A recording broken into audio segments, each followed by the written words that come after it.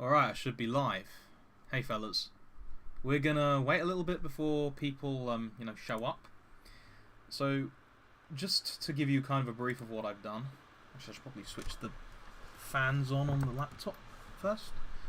Let me just open up the PDF. You can see it, of course. Today I decided... I was listening to a podcast about an early church Christian writer. And they described his virtues in that he was building sort of systematic responses to things. And I figured, since it's good to pursue excellence in things, that I'd do something similar. I'd write a positive case against, well, in this case, paganism. And so I will provide a link if anybody wants to this. It's already on the Discord. If you want to read this very first draft, it might not be the best. But that's what this aims to do. It initially establishes whether or not the truth is the highest happiness that highest thing that we can pursue, and therefore will make us happy. It then goes through 4 kinds of paganism, which is the position that the gods of paganism are just psychological phenomena, and we ought to pursue them for that reason. Whether or not they're there to hold the nation together, whether or not they should be worshipped of their spirits of their own domains, and whether or not they should be worshipped as access to what we would call God. And also, we will argue that natural reason isn't sufficient to have true happiness in God, but rather you need the God of revelation. We don't make distinctions in this particular document about whether that's from the Quran or from the Bible or from any other text. But the conclusion that I've come to on here, at least following what I know of Catholic theology, is that the only way to be truly happy is to possess the truth in the sense of possessing God in the mind. Not in the sense that you actually have him inside of your mind, that would make him not God, but the possession of the God of revelation. And so I will be taking comments as we go through. I apologise if this is going to be a little bit disjointed. This is a first draft, so there might be grammatical errors. I went through it with Grammarly once, but Grammarly doesn't always deal with the grammar of philosophical things very well, so there might be issues here and there. But please feel free to ask questions, because this is based largely on the first few questions in the Prima Secundi Partis of the Summa. So that will be questions 1, 2, and 3 at the very least. There'll be little bits of the Summa Contra Gentiles in there as well, the very first few questions, as well as some other considerations. So we'll begin with, because this is really the linchpin of my entire argument here, which is whether or not the truth will make a man happy. And I've managed to come up with 3 objections to this. It would seem that the possession of truth cannot make man happy, because truth often causes a person to feel pain. Therefore, the possession of pleasure is the greatest good that a person can possess. So, this is a fairly typical argument. I'm sure you've heard it from kind of Epicurean types. This idea that pleasure is good and pain is bad. And so here's how we're going to do it, actually, I think. I'm going to go through the objections to a particular question, and then read out and discuss my responses, and then we're going to go through on the contrary and then my full answer. So I wrote quite a big I answer that for this, but we'll respond to this idea of pleasure being the good rather than rather than the truth or something like this. So this is what I've said. Pleasure is the effect of the possession of a thing. It often occurs that we will experience pleasure involuntarily and in something that we know to be evil, which subsequently destroys our happiness. Therefore, pleasure cannot be happiness. Another assumption, and probably one of the biggest things inside of this initial objection, was the view of truth causing pain. As for truth causing a person pain, actually, I'll go back and explain this further. Pleasure being an effect, you need to actually have some sort of distinct being or thing in order for there to be a last end. But if pleasure is simply an effect, it follows from a thing and isn't the thing itself. That's why that's a problem. But let's continue. As for truth causing a person pain, there are 3 reasons why this cannot refute the proposition of this question, which is whether truth will make someone happy finally. I qualify that even though the title doesn't say that. Firstly, this is not because of the truth itself, but because a person previously held to a falsehood and is either shocked, disappointed, or otherwise hurt by the revelation of this truth. Therefore, this pain is accidental to the possession of truth, whereas happiness is essential to human persons, because it's the perfection. Happiness, I think I elaborate on this further on, happiness is the bringing of the human person to the greatest possible level of act. So it's the fulfillment of every desire, right? Especially the highest desires, which are the rational appetite, which is the will, according to St. Thomas. So when we're talking about happiness, we're talking about this state, in my view at least. This might not be Thomas's view, but this is my view. That we are fulfilled. We have everything that we could ever need. There's no further thing that we can desire. It's that resting state of having everything that a human person needs for their nature, which we don't have existing in this state in the world at the moment. So we understand that pain is accidental to the possession of truth, whereas happiness is essential. So the accidentality is something that isn't essential to truth. So to say, oh, it causes pain sometimes, doesn't refute the idea that truth is an essentially good thing. Second, pleasure, as we just stated, presupposes an object from which the pleasure flows. That's because it's an effect. Pleasure is caused insofar as an object exists, which is immediately dependent on the truth of the thing, either in its consideration or in its actuality. A thing needs to exist in order to have an effect. Therefore, even pleasure is dependent on truth, which is actually prior to it. You can't have an effect unless there is a thing which is before that effect. Therefore, there is no pleasure without truth. As truth permits pleasure, as well as goodness, it follows that truth is greater than pleasure, and therefore we ought to possess truth, as it is greater than pleasure. Of course, having the goodness there is an additional bonus. Thirdly, happiness is a change of state in a person, as I just talked about, whereas pleasure is an effect of the possession of an object. Therefore, the end of a person cannot be pleasure, as we've just said. Okay, so I'm going to quickly be tabbing back and forth for comments. I don't see any comments, so we'll just continue. The second objection, which to be honest I think is a really bad objection, but I still wrote it anyway. Christ said, so Jesus said to the Jews who had believed him, if you abide in my word, you are truly my disciples, and you will know the truth, and the truth will set you free. This is something like John chapter 8. But freedom is described as the effect of the truth being possessed.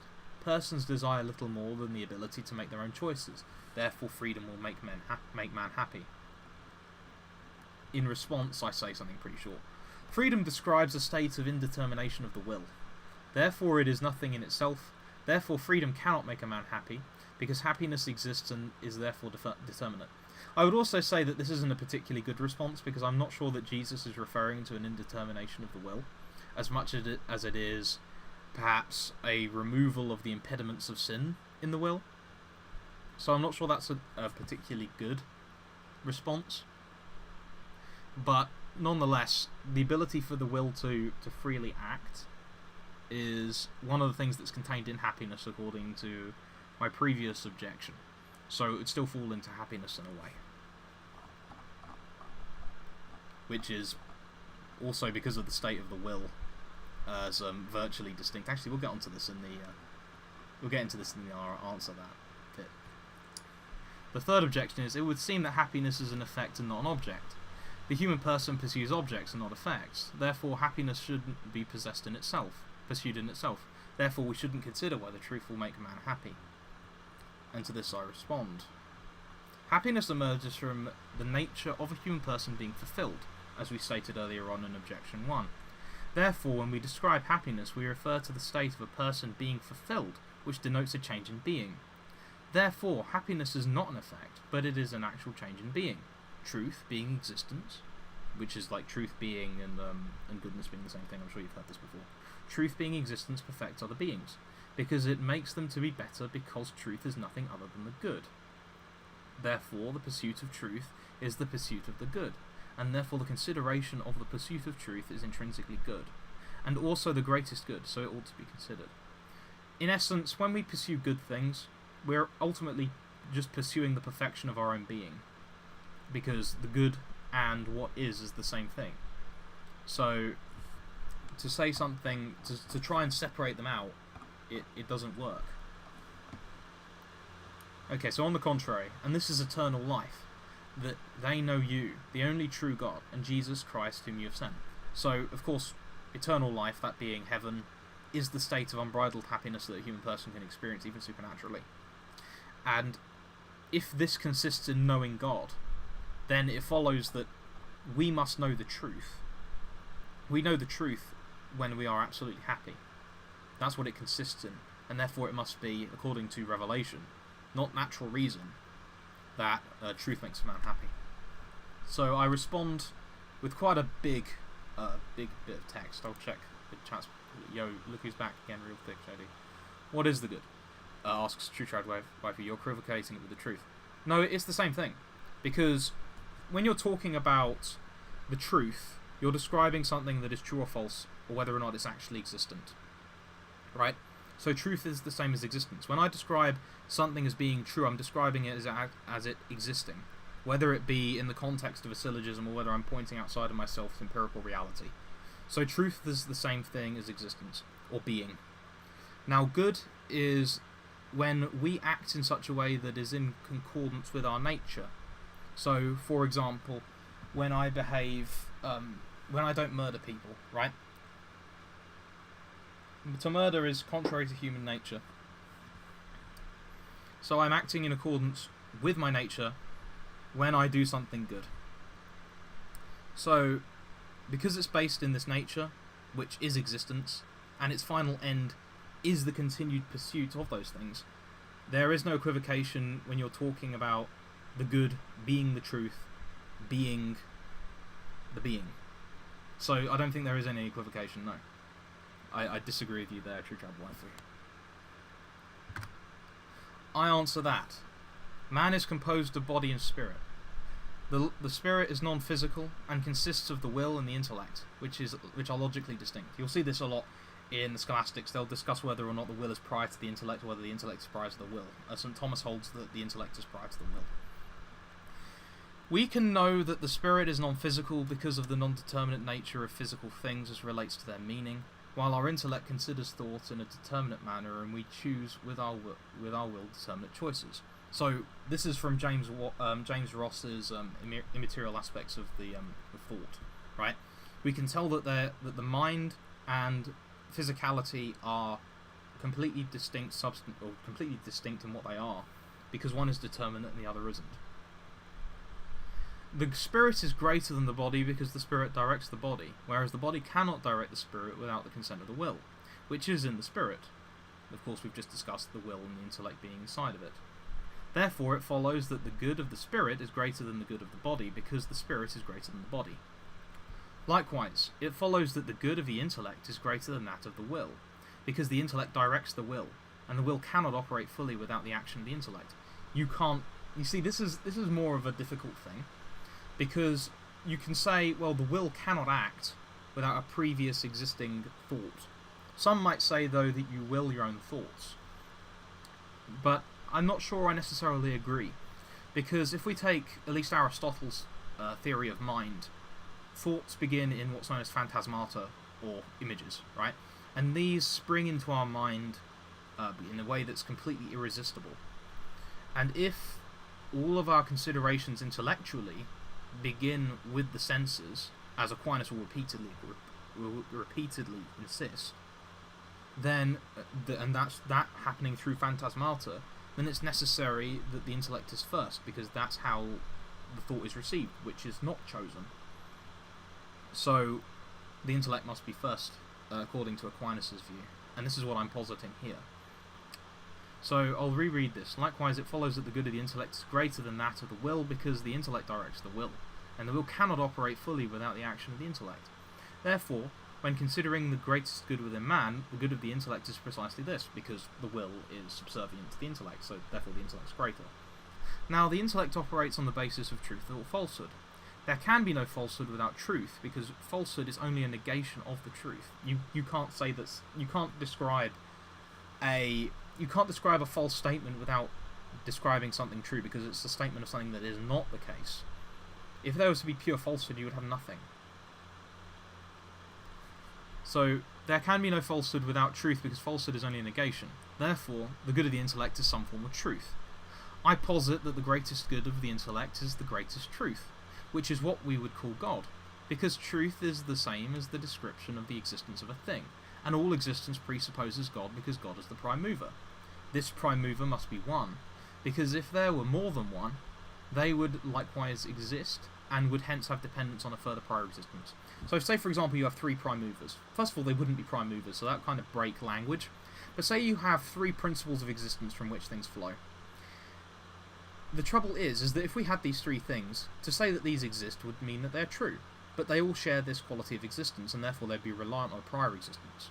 So I don't think that you can have like set different prime movers. I also talk about another argument a bit later on down here about relative reckoning of existence. Quickly check the chat. The True Trad Waifu says the intellect isn't first though, it's the body. In the order of learning things?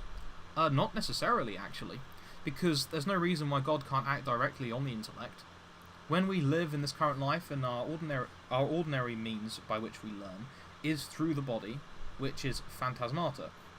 But the body doesn't avail anything of itself. It's dependent on the intellect and the will for its direction. So the intellect is the highest thing in the human person, that's all I'm saying. Although in the order of learning ordinarily the body is first, you're correct. So let's see if there's anything else. I don't think there's anything else. Please keep commenting, tear this thing to shreds. There's no sense in me making this if it's not really spot on. And this, of course, being a first draft, it's not going to be perfect. So please do rip it to shreds. Okay, so we're going to move on to the next article now, and that is whether gods considered as psychological phenomena can make man happy. I have heard it said of some pagans that they don't believe that the gods really exist in this kind of exterior way, like we would think of an angel or a demon if we're Catholic. They think of them as just psychological phenomena that we pursue. And so this is considering this like a wholly interior kind of thing.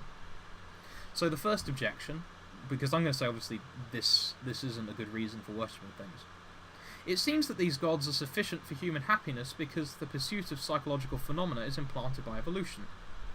As evolution implicitly prefers the proper operation of creatures, it follows that the psychological phenomena implanted in man seeks the good of man. Because if you have evolution preferring things that are good, then having something in the creature that is evolved, that would imply that it's to seek that good. Therefore, following the gods as psychological phenomena can make a man happy. So, my response to this is as follows. To obtain happiness, it is necessary for us to obtain something exterior to us, because we cannot fulfill our own appetites either for truth or for physical things. Psychological phenomena only exist insofar as they are within us, and therefore... Oh wait, that's my answer. I answered that, my mistake. I was like, this doesn't sound like what I wrote. Evolution only provides this in a general way, and evidently also enables certain maladaptive mutations. Therefore, any appeal to evolution as exemplifying the good cannot be absolutely true, and therefore it cannot pertain to the absolute end of a human person. And also, for example, you can have a mutation that enables really horrible depression too. So to say that evolution, in an absolute sense, perfects and points man at the good is wrong-headed in my view. Okay, so the second objection I have... Actually, I'm going to quickly check because I'm feeling there might be something said. You're also treating the body as a separate thing from the intellect. Like, this is a weird Platonic way to think of the intellect, and it's something we've discussed before. The trouble is, True Trad Waifu, is that even Aristotle will talk in this way. It's not a distinct thing. Both the intellect, the will, we'll call it the spirit, and the body, they are described as distinct by Thomas Aquinas, but they are all united under the same one nature of the human person. The consideration of certain aspects of the human person being non-physical, as opposed to the rest of it being physical, does not split this nature. It's merely an acknowledgement that the different parts of the human person have different natures. And so what I'm saying when I say that the spirit is greater than the body is not to somehow disconnect arbitrarily the mind from the body. What I'm saying is that this particular organ is greater than the body because it directs it. It's not a weird Platonic way of viewing the intellect. As far as I wouldn't even be surprised if Aristotle holds to it, because Aquinas holds to it. I think we kind of have to hold to it as Catholics, because we hold that on death we experience heaven and hell, and we are separate from the body at that point. Now, it's apparent from empirical experience that the body doesn't experience heaven or hell because it gets buried, right? So there must be some aspect of human nature that enables us to experience the beatific vision, and that is what I'm describing when I talk about the spirit. So we'll continue here with the second objection to Article 2. If anybody wants a link, I will, I'll actually post it in the chat so you guys can follow along. Give me a second. Okay, hopefully this works. Oh, apparently it doesn't want to allow me to copy this across. This is cringe.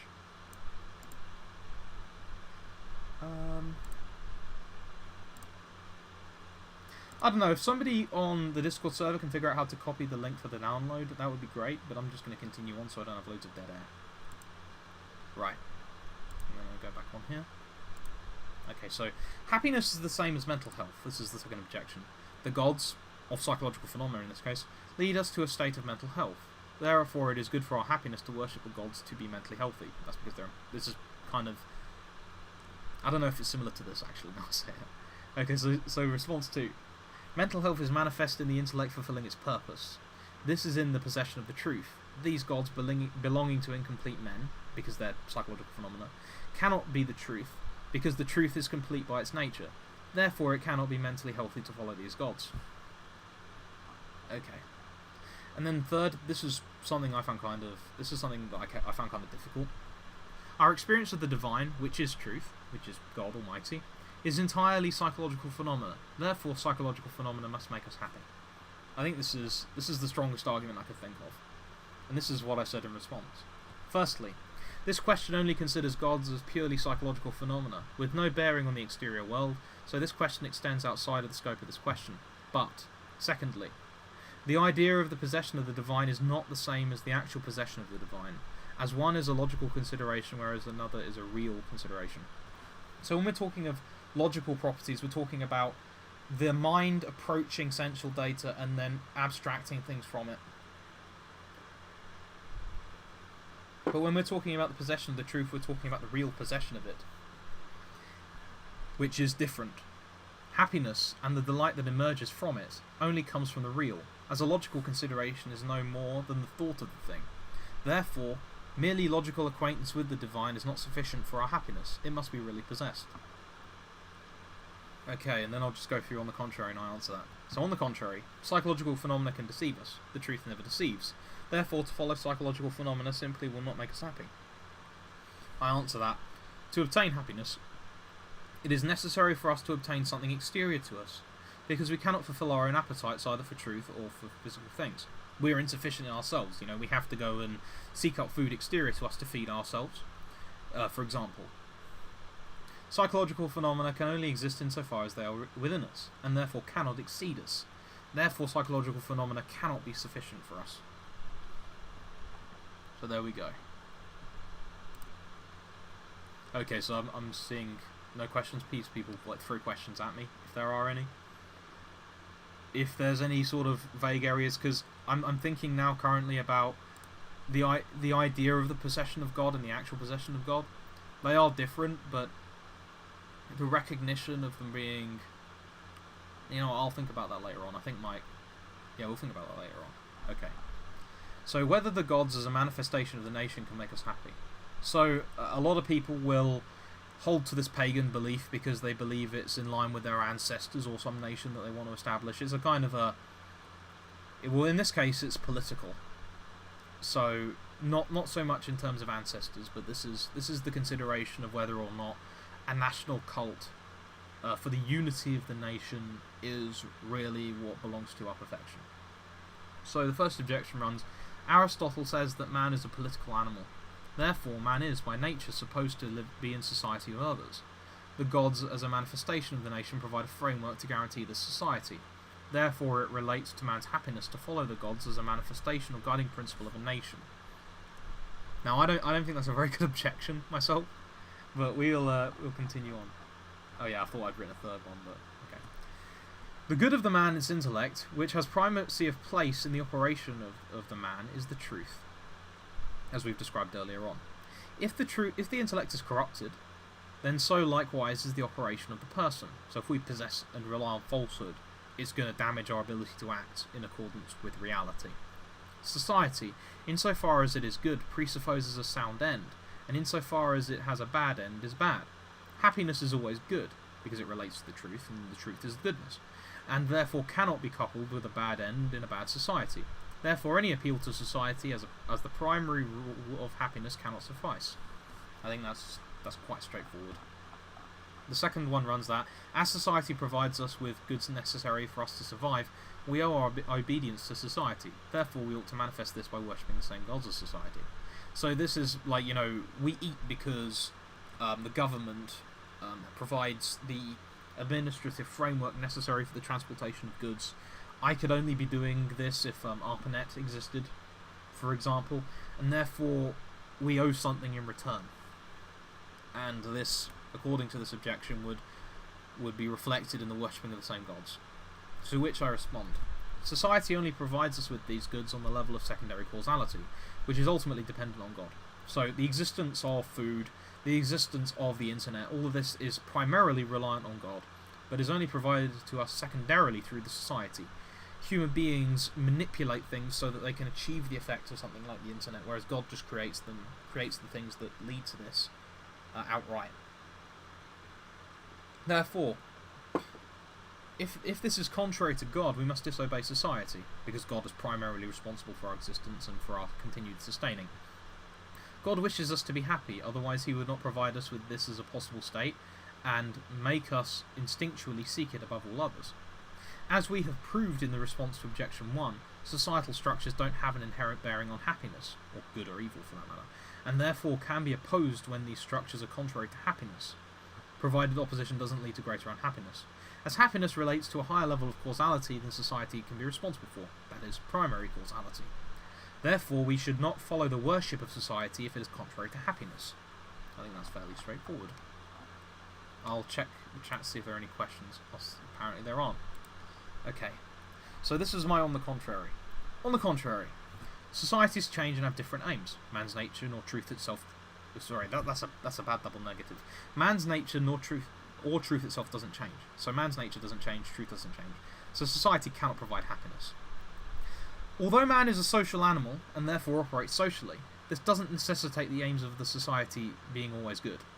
As something established by humans, the final end of a society is prey to the intellectual errors of the people who constitute it, especially those in positions of power, which tend to predispose a person to pride, which distorts the recognition of the truth. Truth itself cannot err, and therefore society isn't truth, and so happiness cannot be found in society in an absolute sense. This isn't to say that there can't be certain subordinate goods that can be acquired through society, or for that matter, even coming closer to theological truth because of the society. It's just not in an absolute sense. However, society does not fulfill the requirements for protection and fellowship. Society does fulfill the requirements for protection and fellowship, but this is subordinate to the requirement of truth, as these things presuppose truth and are less all-encompassing than truth. So, protection and fellowship aren't God, basically. Okay, so we'll move on to the next one. I'm going to quickly check for... I didn't think there'd be any statements. Okay. So whether the gods, considered as spirits with independent power over their own domains, can be made happy. So I think this is the kind of stereotypical idea of paganism I at least have in my own head, where you've got these kind of independent floating gods that just kind of do their own thing inside of a world that doesn't really have any particular explanation besides them, or even generally they're just sort of demons that play around. So my first argument for this runs as follows. Man is a natural creature who uses various domains to fulfill his needs. The gods of the various domains have the power to grant the man his needs. Man is happy when his appetites are fulfilled, therefore man's happiness is found in gods considered as spirits with powers over various domains, right? So we need to eat. There might be a veneration of a particular god in order to help the grass grow or whatever, the grain grow, things like this. Now, I didn't write this. I grant in the response to this that this is true, but I don't think that they really do have this power. But nonetheless, I don't think I wrote it in the response to the objection, but I'll elaborate on that. So my response to this is, the greatest among man's needs is the need for truth. By man's nature, his spiritual powers are above his physical ones, as we described earlier on, because his spiritual powers are more in the act than his are more in act rather. That's probably I'm not going to blame anyone for that.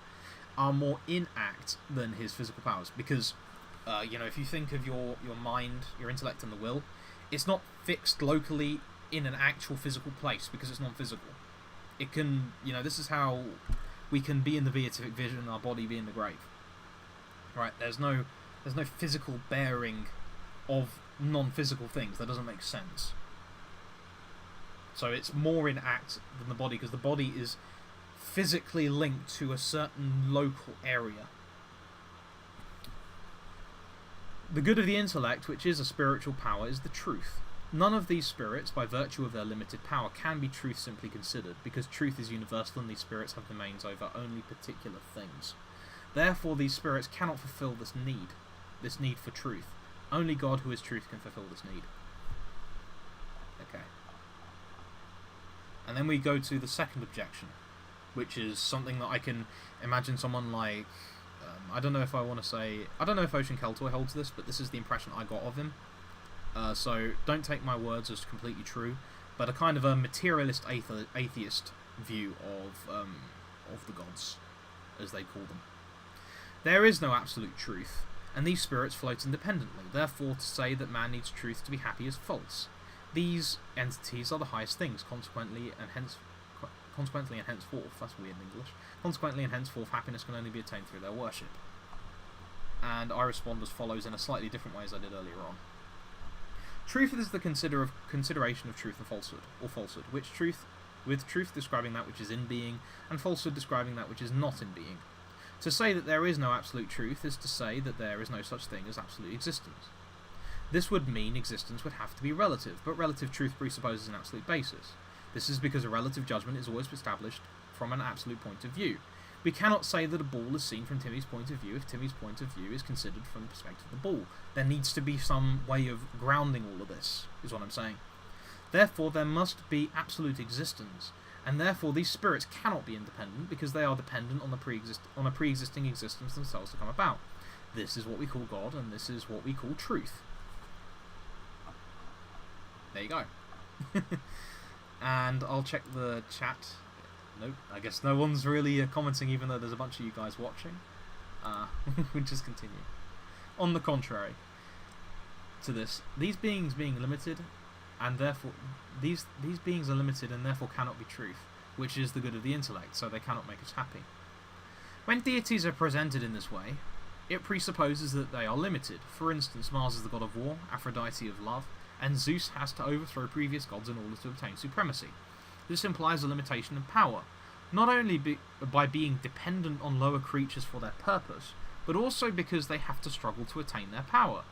Truth, which is the same as existence, does not struggle, because anything that would be contrary to itself in any way is dependent on it for its own existence, in the sense of, Satan opposing God, not in the sense of being like non-being. Truth is the good of the human intellect, and the absence of the power in these deities indicates they are not truth. That should be capitalized. And therefore, the worship of these deities is contrary to our happiness. There you go. And then we will talk finally about this final description of paganism, which I read in a book about St. Augustine, is apparently the view of the Neoplatonists. So they have this idea that you sort of climb like a kind of a hierarchy up to the one, but I think this is completely incoherent.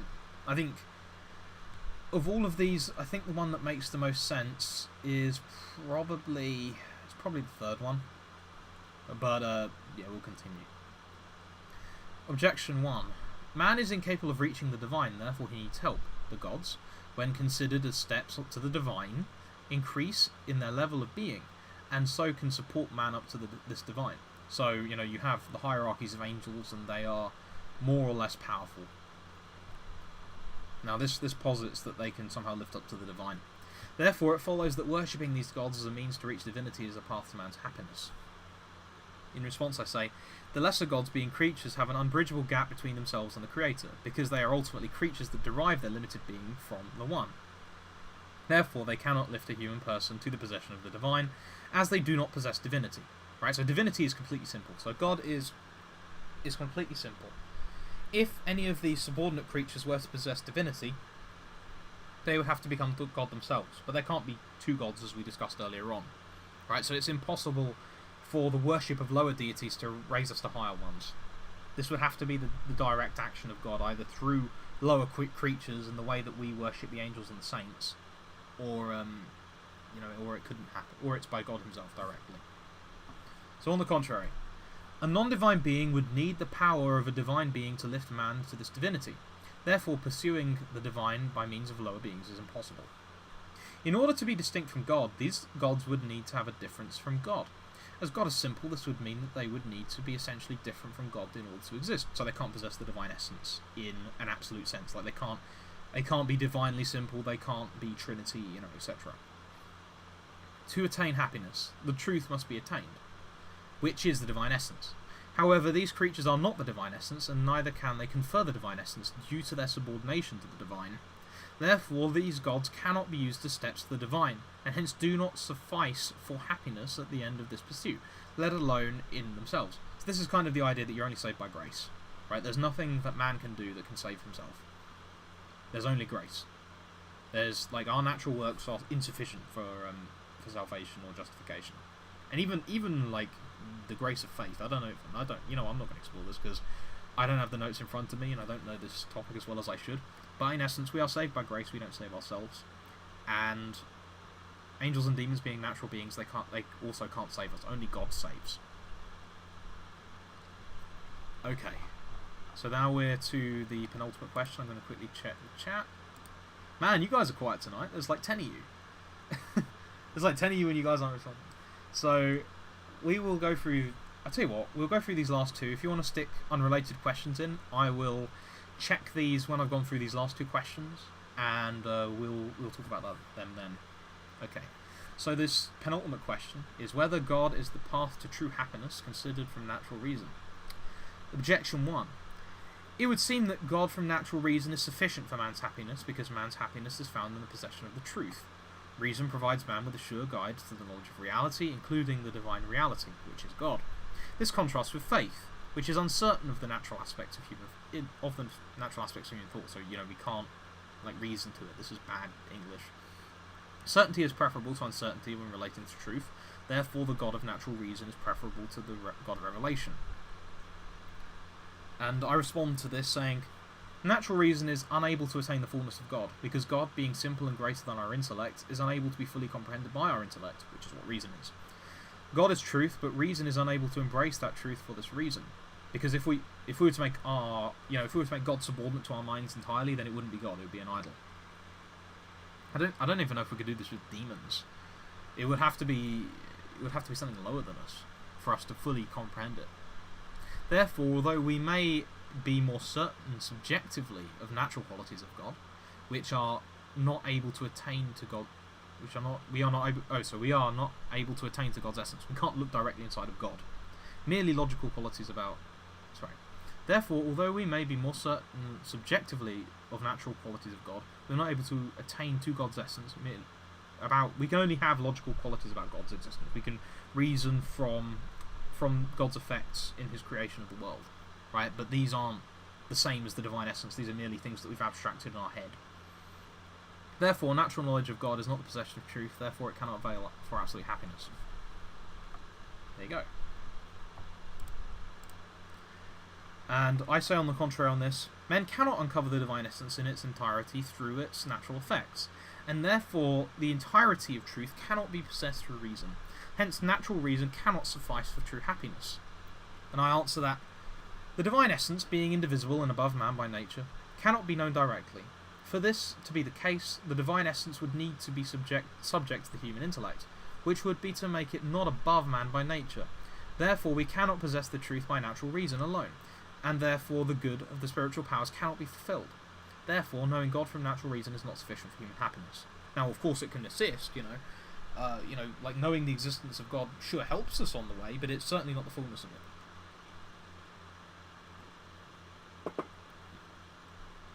And now for the final question, which is whether God is the path to true happiness when it's from Revelation. So this is when I pick up the Bible and I read about God's love and things like this. That I don't know if you could know God.